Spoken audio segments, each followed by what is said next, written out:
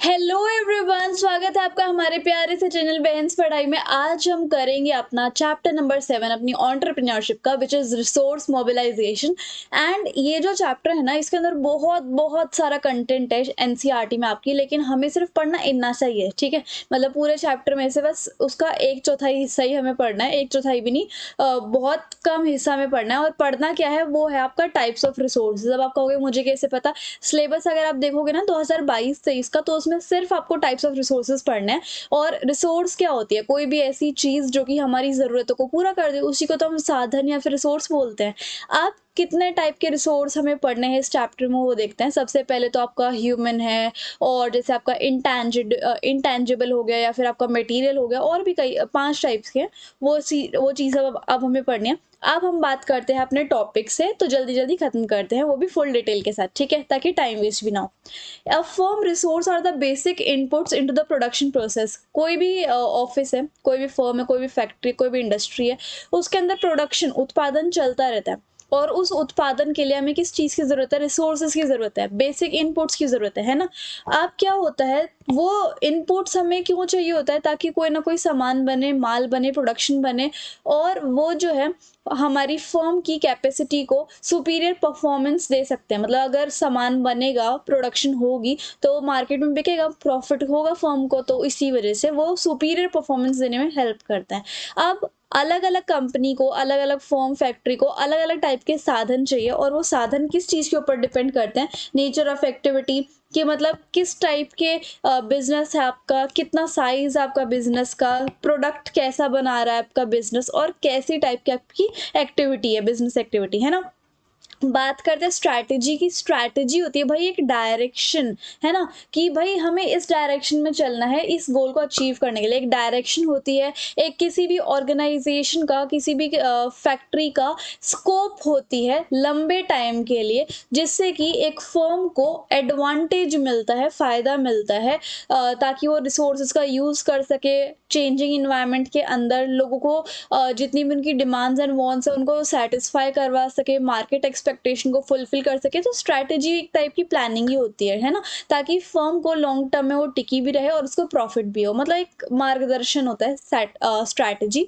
अब हमें देखना है कि क्वेश्चन क्या उठता है, व्हाट आर दीज रिसोर्सेज, कि वो ऐसे ऐसे कौन कौन से साधन है जिसकी वजह से एक कंपनी या फिर एक ऑर्गेनाइजेशन यहाँ से यहाँ तक चली जाती है, that an enterprise needs to put in place to pursue its chosen strategy.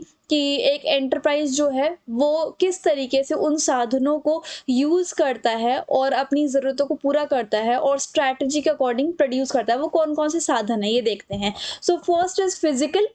यहाँ पर मटेरियल मैंने कट किया हुआ है। हाँ, अब देखो, फर्स्ट फिजिकल है, सेकंड ह्यूमन पढ़ना है, third financial, fourth material, and fifth is intangible. तो पांचों के पांचों टाइप के रिसोर्सेज हमें पढ़ने हैं। सबसे पहले हम आएंगे फिजिकल पे, ठीक है।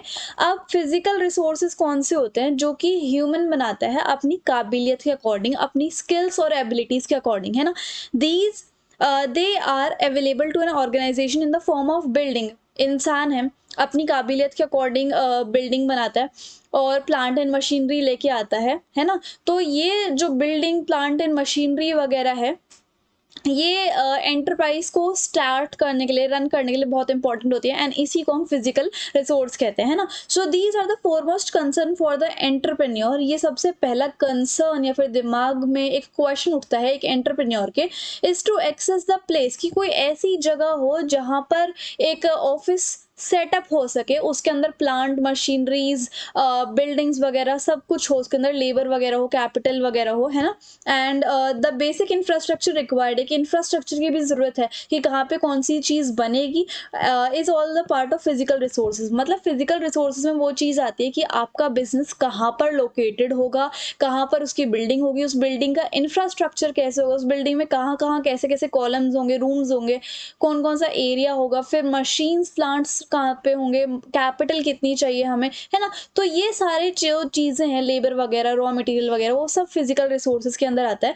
अब the category of physical resources, एक एंटरप्राइज के अंदर कौन कौन सी कैटेगरी है फिजिकल रिसोर्सेज की, वो हमें डिस्कस करनी है। सबसे पहले तो land building, landing building premises, then machinery tools equipment, फिर टेक्नोलॉजी आ गई, रॉ मटेरियल आ गए और बेसिक इंफ्रास्ट्रक्चर। ये कुछ 5 टाइप के फिजिकल रिसोर्सेज हैं। आप देखो, careful selection of physical resources is essential.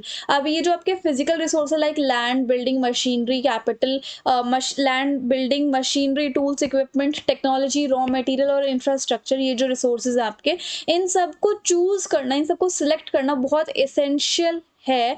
क्योंकि हर बिजनेस की जो ऑफिस या फिर बिल्डिंग का सेटअप होगा, वो इसकी जगह के हिसाब से मायने करता है। मान लो कि आपने किसी बहुत पॉश इलाके में अपना बिजनेस सेटअप किया है, तो वहाँ की ट्रांसपोर्टेशन कॉस्ट या फिर वहाँ की टेक्नोलॉजी की कॉस्ट या फिर रॉ मटेरियल की कॉस्ट बहुत ज़्यादा होगी। किसी अगर डेवलपिंग एरिया में रखा है तो उसकी भी कॉस्ट बहुत ज़्यादा ही होगी, और अगर किसी बैकवर्ड एरिया में रखा है तो कॉस्ट कम होगी। तो मतलब जहाँ पर भी आपका ऑफिस सेटअप है, उसी के हिसाब से कॉस्ट पड़ेगी फिजिकल रिसोर्सेज की। आप जैसे कि ये देखो, बहुत सारे कैपिटल कॉस्ट लगेगी, बहुत सारे अदर रिसोर्सेज की कॉस्ट लगेगी, transport communication cost, man power, wages और सैलरी की, मतलब जगह जगह के हिसाब से सैलरी भी चेंज होती है। कॉस्ट ऑफ प्रोडक्शन हो गया, वाटर गैस फ्यूल का बिल कितना आ रहा है, मार्केट कैसा है रॉ मटेरियल और फिनिश गुड का, कितने रुपए में दे रहा है, पॉल्यूशन कैसा क्या है उस इलाके में। तो सब कुछ मिला जुला के तब आप फिजिकल रिसोर्सेज को चुनते हो, है ना, कि कहाँ से सस्ता मिल रहा है और कितने लीगल डॉक्यूमेंट्स चाहिए, इस तरीके से। Next, the other physical resources like machinery tool equipment process of technology और रॉ मटेरियल, इनको भी बहुत इन्वेस्टिगेशन के साथ हमें खरीदना चाहिए। क्यों? क्योंकि भाई मशीन टूल्स वगैरह तो हम इतनी महंगी महंगी आती है, इतने लाख की मशीन आती हैं, चाहे आप सेकंड हैंड ले लो फर्स्ट हैंड ले लो। तो ये भी आपको बहुत ध्यान से चुननी पड़ेगी, क्योंकि एक तो आपको लॉन्ग टर्म और शॉर्ट टर्म देखना। अगर सस्ता लोगे तो शॉर्ट टर्म चलेगा, महंगा लोगे तो लंबे टाइम तक चलेगा, है ना। अब ये चीज़ है। Durability and utility expected from these assets की, मतलब कितने टाइम तक ये चलेंगी, कितने टाइम तक ये यूटिलाइज होंगी। ग्रोथ की पोटेंशियल कितनी है, कि अगर हमने ये वाली मशीन लगा दी तो ग्रोथ कितनी मिलेगी हमारे बिजनेस को। मार्केट नीड्स जो हैं वो तरह तरह के, जैसे इन्वायरमेंट में बदलती रहती है, तो क्या एक टाइप की मशीन टूल्स इक्विपमेंट टेक्नोलॉजी काम करती रहेगी हमेशा के लिए मार्केट नीड्स को फुलफिल करने के लिए, है ना। मार्केट साइज भी देखा जाता है, उसी के हिसाब से आप प्लांट लगाते हो, यानी कि मशीनरी सेटअप करते हो। क्वालिटी को देख के भी, अगर अच्छी क्वालिटी बनाना होता है तो दमदार पैसा लगाना पड़ेगा ऑब्वियसली, है ना। Feasibility for transfer of technology, अब आप देखते हो कि टेक्नोलॉजी जो है वो काफ़ी बार चेंज होती रहती है। अगर टेक्नोलॉजी चेंज होती है तो मार्केट की टेस्ट, प्रेफरेंस, डिमांड, सप्लाई सब पे असर पड़ता है। तो इसलिए आपको टेक्नोलॉजी का कुछ ऐसा सिस्टम लगवाना पड़ेगा जो कि हर बार चेंज होता रहे। जैसे ही मार्केट में कुछ नया आए तो आप उसको अडेप्ट कर पाओ, है ना। और साथ ही साथ आप मैन पावर की ट्रेनिंग भी कराओ। मैन पावर यानी कि जो हमारे यहाँ पर ऑफिस में ह्यूमन रिसोर्स होता है, अलग अलग पोजीशन पे काफ़ी सारे लोग काम कर रहे होते हैं, उनकी नए इन्वायरमेंट के हिसाब से उनकी ट्रेनिंग भी होनी चाहिए, ताकि अच्छे से अच्छा उनको न्यू टेक्नोलॉजी पे भी उनकी ट्रेनिंग होनी चाहिए, ताकि वो अच्छे से अच्छा एफिशिएंट रिजल्ट हमारी ऑर्गेनाइजेशन को दे, है ना।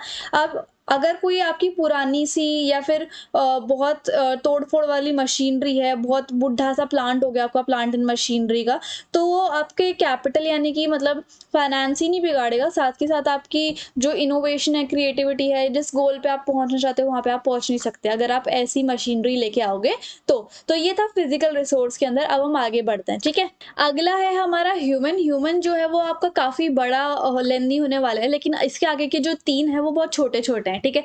तो जल्दी से हम ह्यूमन भी कंप्लीट कर लेते हैं। देखो, किसी भी ऑर्गेनाइजेशन को चलाने के लिए, किसी भी चीज़ को चलाने के लिए इंसानों की ज़रूरत है ही है, क्योंकि इंसानों को भगवान ने ऐसा बनाया है जिनके पास थिंकिंग कैपेसिटी है। That's why we are the most innovative type of species on the earth, है ना।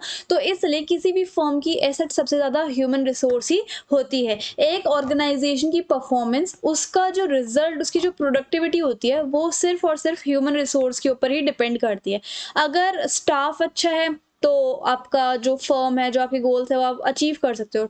स्टाफ ही बेकार है तो जहाँ पर आप हो उससे भी नीचे आप आ जाओगे, है ना। सो इट्स वेरी इंपॉर्टेंट कि आप सही जॉब के लिए सही इंसान लगाओ। यही एक सक्सेसफुल एंटरप्रेन्योर का एंटरप्राइज का एक एग्जाम्पल है, ठीक है। अब benefits of specialisation to the firm, minimum wastage of resources. अब इससे इट इंश्योर्स क्या होता है कि अगर आप मतलब राइट इंसान को राइट जॉब पे रखोगे तो यानी कि आपका बिजनेस काफ़ी अच्छा चलेगा, बेनिफिट होंगे, रिसोर्सेज की वेस्टेज नहीं होगी, इनएफिशिएंसी नहीं होगी आपके उसमें, और जो लेबर है उसका जो रेशियो है, टर्नओवर रेशियो, वो भी रिड्यूस होगा और लेबर एब्सेंट भी नहीं होगी, क्योंकि अगर किसी इंसान को उसकी पसंद का काम मिल जाता है ना तो बड़ी लगन के साथ करता है उस काम को, है ना। तो इसलिए एब्सेंट भी नहीं होंगे लोग बाग, और कॉस्ट ऑफ प्रोडक्शन भी कम हो जाएगी, क्योंकि जो सही इंसान होता है ना उसके दिमाग में उस काम को लेकर सही सही आइडियाज आते हैं। सो दैट्स वाई, है ना। अब आगे देखो, therefore in order to build up loyal, efficient and dedicated personnel, the entrepreneur need to access. अगर हमें एक सच्ची एफिशिएंट मतलब जो कि टाइमली हमारा काम कंप्लीट हो जाए और कॉस्ट इफेक्टिव भी हो, तो डेडिकेटेड पर्सोनल अगर हमें चाहिए, ये तीनों अगर हमें चाहिए क्वालिटीज, तो एंटरप्रेन्योर को दो चीजें ध्यान में रखनी होगी। एक तो what kind of person, what kind of people does he और शी नीड, किस टाइप का इंसान चाहिए, किस टाइप का इंसान जो है वो चाहिए, और कितने इंसान चाहिए, कितने ह्यूमन रिसोर्स चाहिए। तो सबसे पहले हम बात कर लेते हैं कि मतलब किस टाइप के इंसान आपको चाहिए अपनी एंटरप्राइज के लिए। तो यहाँ पर देखो, सबसे पहले तो हमें ये देखना होता है कि कितनी जॉब, मतलब जॉब के अंदर कौन कौन से टास्क हैं, हमें किस टाइप की जॉब करवानी है ना। तो सबसे पहले तो हम यही देखेंगे कि किस किस टाइप की वैकेंसी है, किस टाइप के लोग हमें चाहिए, कैसे कैसे हमारी कंपनी में काम है, और साथ ही साथ जैसे मान लो आपको कोई भी काम निकल आया तो उसके लिए, उस काम के लिए किस टाइप का इंसान सही रहेगा,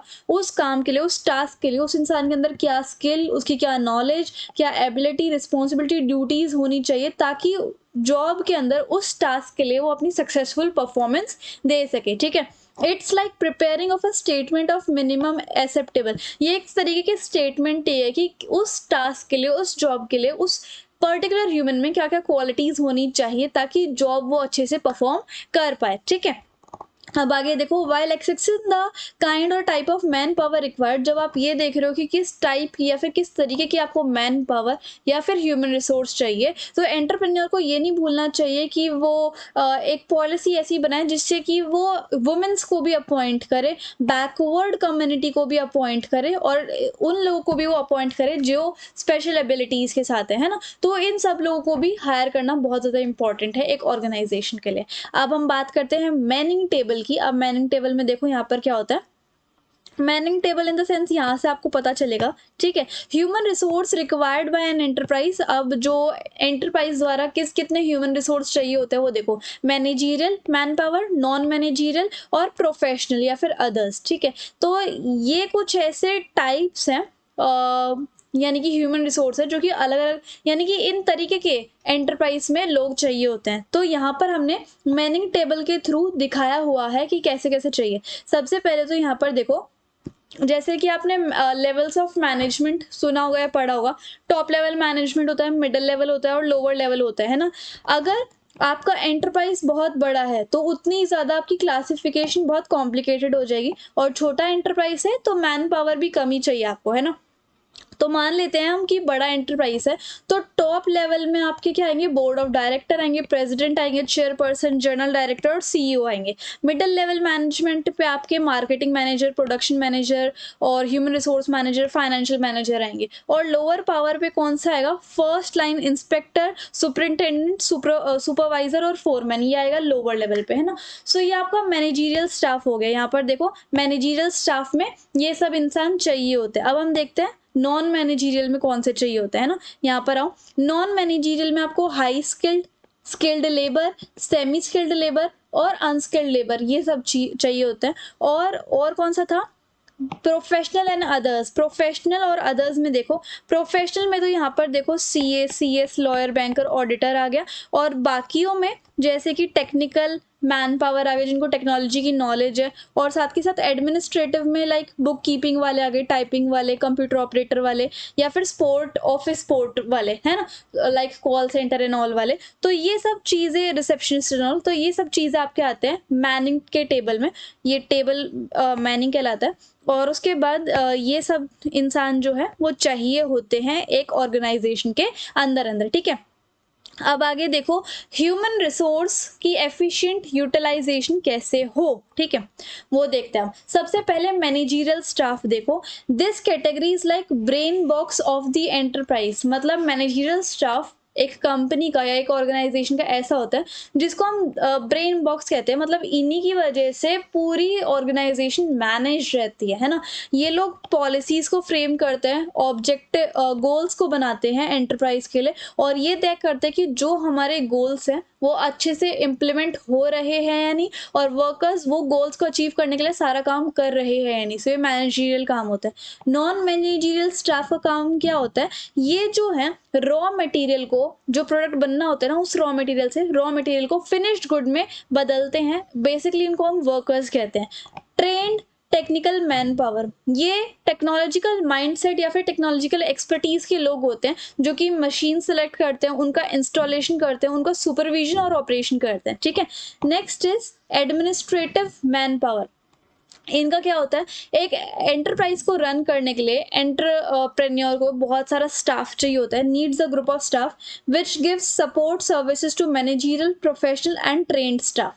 तो यहाँ पर क्या होता है, एक एंटरप्रेन्योर को बहुत सारा स्टाफ चाहिए होता है जो कि मैनेजरियल प्रोफेशनल ट्रेन्ड स्टाफ को भी हैंडल कर सके, और वो प्रोडक्शन में ज़्यादा इनका इन्वॉल्वमेंट नहीं रहता, बट ये लोग पूरे एंटरप्राइज को मैनेज कर सकते हैं। जैसे कि एक स्कूल के अंदर जो नॉन टीचिंग स्टाफ है, टीचिंग स्टाफ है, बाकी अदर लोग हैं, उनको कौन मैनेज करता है, principal is the administrative manpower, है ना, वो सबके ऊपर ध्यान रखते हैं। तो ऐसी एडमिनिस्ट्रेटिव पावर में आपके बोर्ड ऑफ डायरेक्टर्स वगैरह ये सब चीजें आ गई, टॉप लेवल मैनेजमेंट।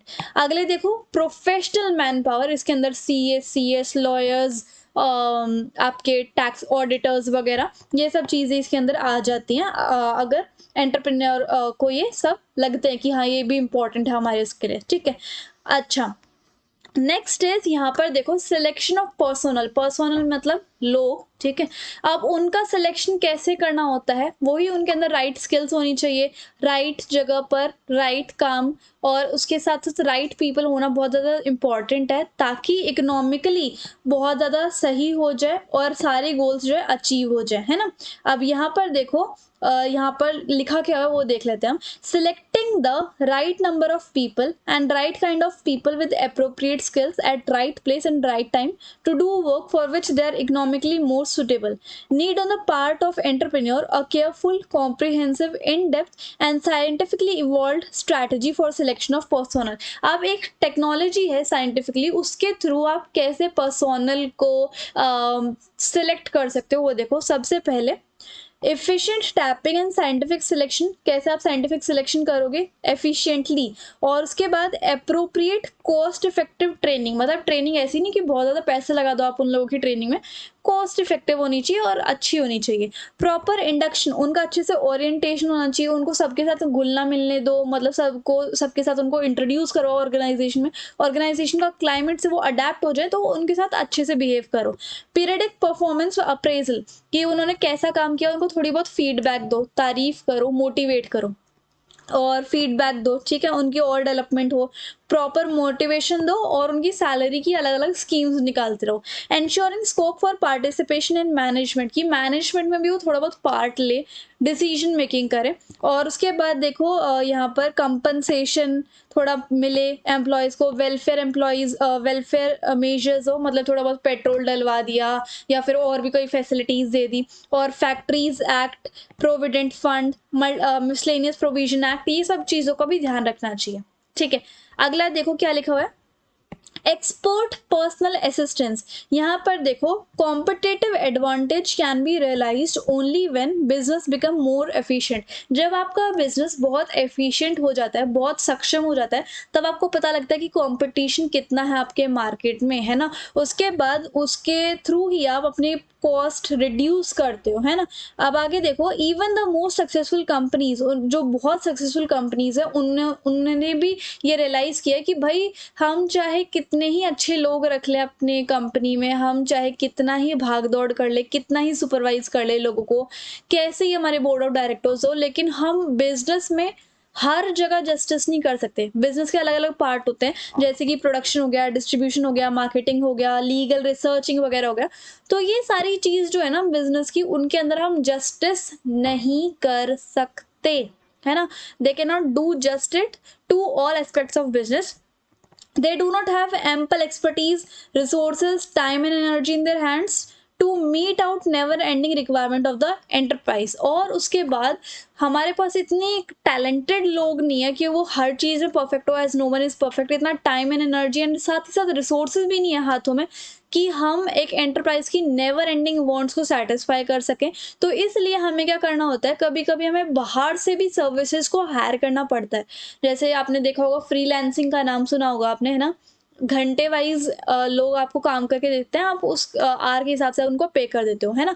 तो क्या होता है, आपको जैसे कोई एक कंपनी है, उनको ग्राफिक डिजाइनर की जरूरत है, तो ग्राफिक डिजाइनर जो है आप फ्रीलांस करो, 2-3 घंटे का ही काम है। Instead of hiring a person कि वो हमेशा ही आपकी उसमें काम करता रहे कंपनी में, जब भी आपको ग्राफिक डिजाइनिंग का काम आता है तो आप फ्रीलांस कर लो किसी एक इंसान को, है ना। बहुत सारी साइट्स होती हैं ऐसी, और फिर उनके थ्रू वहां पर उनको काम मिलेगा, जितना भी आपने काम करा है उसके हिसाब से पे कर दो। इससे क्या होगा, आपकी कॉस्ट बचेगी, टाइम बचेगा, हायरिंग बचेगी, एफिशिएंटली काम होगा, है ना। So like that. अब यहाँ पर देखो, प्रोफेशनल, यहाँ पर देखो, although there is no single standard legal definition for of professional services. इन चीज़ों को हम प्रोफेशनल सर्विसेज कहते हैं, और इनकी बहुत ज़्यादा ज़रूरत होती है क्योंकि इनके अंदर specialised education, knowledge, labour, judgement skill होती है। ये मेंटल और इंटेलेक्चुअल प्रीडोमिनेंट होती हैं, मतलब कि ये काफ़ी सही रहती हैं एक ऑर्गेनाइजेशन के लिए। प्रोफेशनल वर्कफोर्स इनका होता है, अच्छी कैपिटल हो जाती है, सही तरीके से रिसोर्सेज काम पे आ जाते हैं, एक्सपर्टीज उनके पास होता है हर चीज़ का, और एक्सपर्ट को compensation, expect compensation in return for work done, की मतलब जब भी वो काम करके दे देंगे तो आपको कंपनसेशन देना पड़ेगा। तो इसलिए प्रोफेशनल सर्विस एक ऐसी इंडस्ट्री है जिसके अंदर आपको टेक्निकल भी और बहुत सारे नॉन टेक्निकल स्टाफ भी मिलेंगे, इंडिपेंडेंट जो किसी ऊपर डिपेंड नहीं है, कॉन्ट्रैक्टर्स मिलेंगे, कंसल्टेंट मिलेंगे, और आप उनसे कोई भी सर्विस ले सकते हो, लाइक दैट। समझ रहे हो?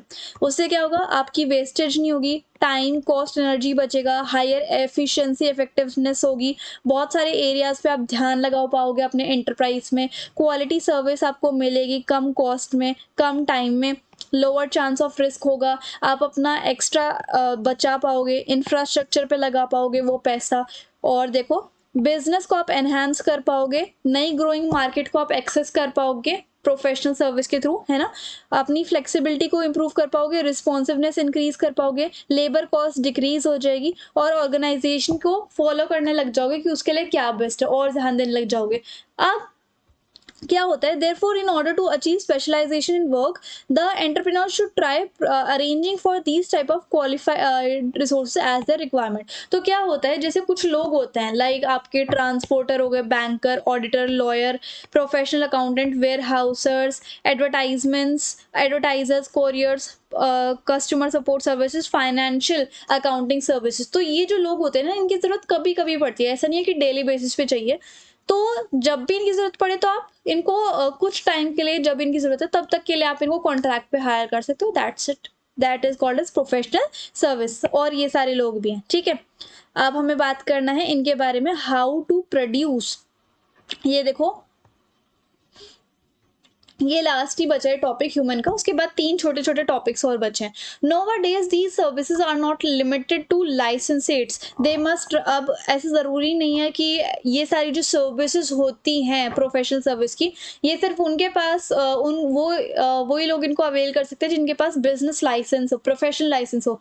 बट जो लोग पार्टनरशिप कर रहे हैं, फर्म कर रहे हैं, कॉर्पोरेट्स कर रहे हैं, इंडिविजुअल्स भी हैं, वो लोग भी इन लोगों को हायर कर सकते हैं, ठीक है। और it is for the entrepreneur to analyze, evaluate the extent, nature and type of resource required। और इनको हम कैसे अरेंज कर सकते हैं, या तो कॉन्ट्रैक्ट पे, थर्ड पार्टी से, लीज बेसिस पे, और कैपिटल यूनिट अरेंजमेंट से, पार्ट टाइम अरेंजमेंट से, या फिर रेगुलर बेसिस पे। तो आप इनके थ्रू इनको हायर कर सकते हो, ठीक है। फ्रीलांसिंग वगैरह का भी इसमें आप बता सकते हो। और अब हमारा ये जो ह्यूमन रिसोर्स है, it is quite common to hire professional. बहुत ही आसान है, ये कॉमन भी है कि आप प्रोफेशनल को हायर कर रहे हो on the basis of hourly fee, कि जितने घंटे वो काम करेंगे उतने घंटे में आप उनको पे कर रहे हो। सो दैट इज, ठीक है। तो ये था आपका ह्यूमन का पार्ट। अब हमें पढ़ना है अपना financial, then material, and then intangible. बहुत ईजी और छोटा सा है, वो और जल्दी से कंप्लीट कर लेते हैं, ओके। नाउ द फाइनेंशियल भाई किसी भी बिजनेस को स्टार्ट करने से पहले आपको आप मेरे इस उंगली के इस निशान को देख रहे हो क्या? मैं वोट डाल के आई थी आपने अच्छा आप तो छोटे से बच्चे हो, आप ही तो आप वोट नहीं डालोगे। खैर ओके फाइनेंशियल तो अब भाई किसी भी एंटरप्राइज को स्टार्ट करने के लिए, उसको रन करने के लिए, उसकी डे टू डे एक्टिविटीज को संभालने के लिए किसकी जरूरत है? पैसे की जरूरत है, फाइनेंस की जरूरत है ना?